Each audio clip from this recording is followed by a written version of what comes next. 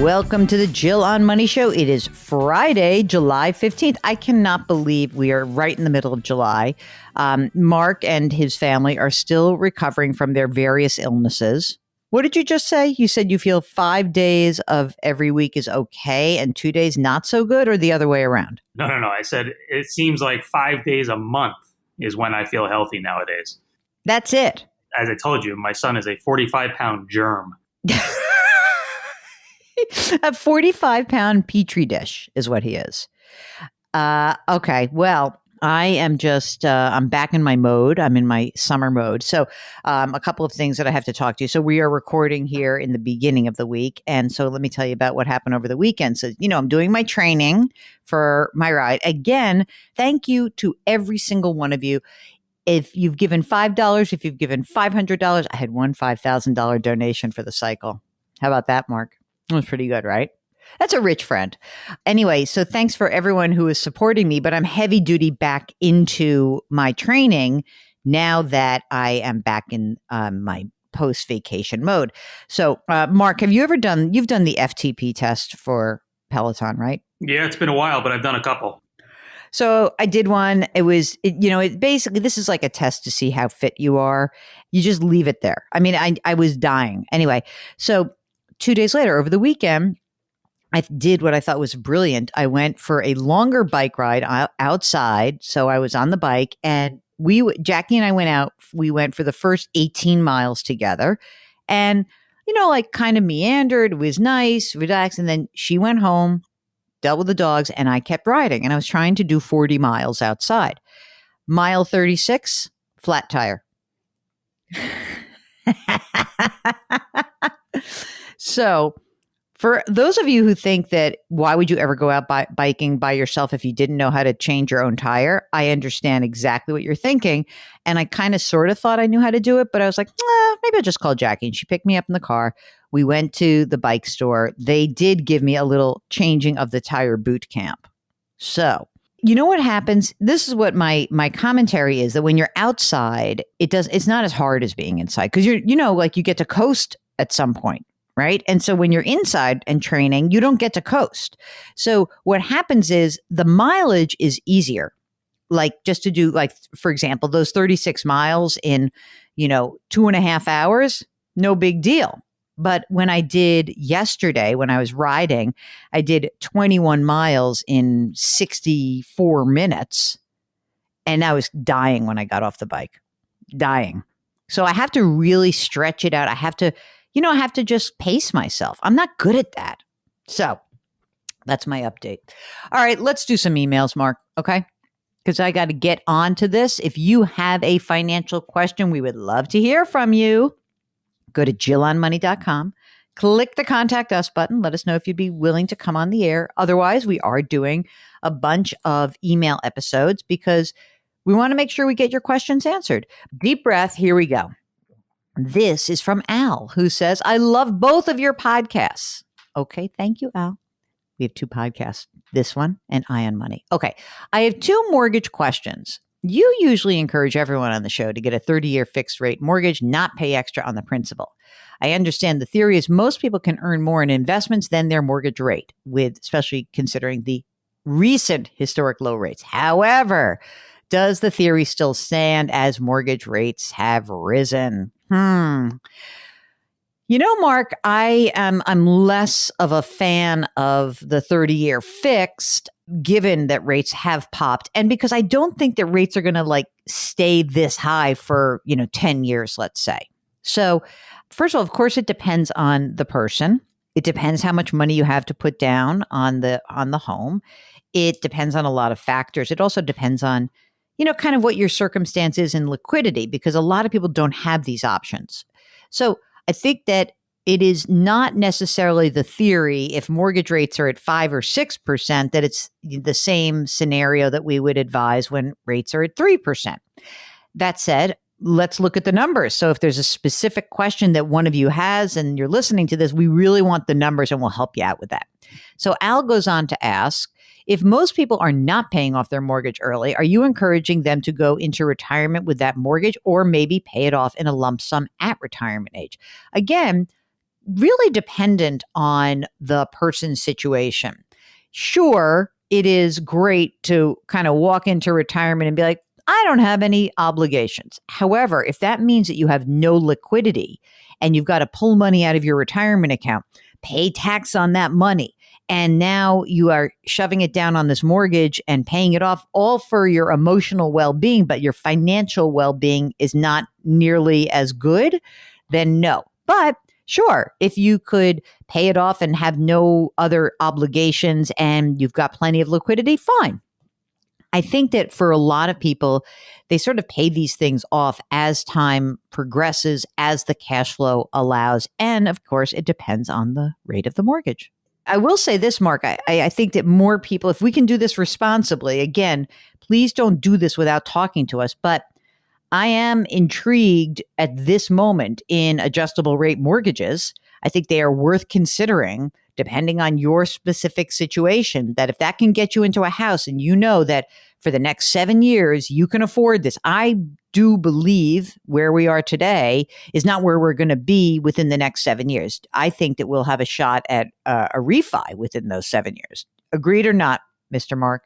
I agree 100%. That's why I'm not too put off by, a 6% mortgage rate. I think there'll be a chance to refi eventually. Yeah, me too. Okay, this is from Kathy. She's married. She's 53 and I guess spouse is 55. Going to retire in 2 years. Mark, you hear that pause? You know what 2 years brings the 55-year-old to? Brings that person to 57. Sounds kind of like the age I'm going to be at the end of this year. All right. Kathy's California house paid for. It's worth $1.1 million. They bought a retirement home in Idaho, and they're going to pay that off when they retire and sell their California home. Okay, so here's a great example of Al's previous question, so that may make sense for these folks. Okay, here's what's going on. They're going to clear $600,000, and Kathy says that's going to act like a bridge account. One son is launched. They've got pensions of $16,000 a year, plus health insurance that's paid about 2/3 of it until age 65, and $4,000 a year for life. Wow. Expenses $6,000 a month adjusted for inflation. They've got $1.2 million in 401ks, $40,000 in a Roth. They max out their 401ks, $60,000 emergency fund, expecting about $200,000 inheritance in 10 to 20 years. Also, $600,000 is a lot of cash. Should we put it into a brokerage account while we spend down the $300,000 in pension until 59 and a half and 62? I love the show. Mark, what do you think about this one? I mean, I love the idea that they have some pensions. They're going to have this $600,000 that is available to fund these gap years. So they're going to clear 600. Let's think about this. They're going to clear 600. They have expenses of $6,000 a month. So 75. And they need that for how many years though? I mean, I guess you could put in some sort of CD ladder, maybe. I'm not sure if we're spending this money down when you say to fund the bridge that you're going from is from age, say, 57 and 55. Are we bridging this for 10 years? Is that what we're doing? And if that's the case, maybe we build a short-term bond ladder or a CD ladder, and maybe some of it is invested. I need more information because I really don't know what your Social Security benefit's going to be.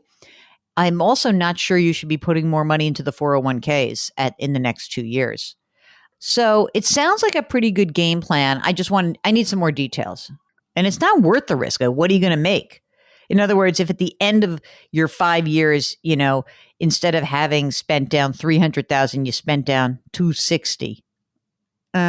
I don't know. It's not worth the risk of saying like I took too much risk and now, the 300 I thought I was going to have left is 150. So it would really I'd be very careful about that. I'd rather you take the risk in your retirement accounts. Alan writes, 21 months ago, my company, quote unquote, retired me. And he says, happily. Okay, they got no debt. And get this, almost an $80,000 a year pension, which so far has more than covered our expenses. Now, admittedly, we haven't done much fun during COVID. One of the questions that I found the most difficult to answer was how much of an emergency fund we needed in retirement. I found an article at Schwab, and they suggested that 4 to 5 years expenses to ride out market downturns. 4 to 5 years of expenses, that's crazy. No way. I wouldn't say that. I would say 2 years. First of all, you have a pension. So if that pension is covering you, then I would say you need 2 years of expenses to ride out a downturn. And if you're really freaky, then 3 years.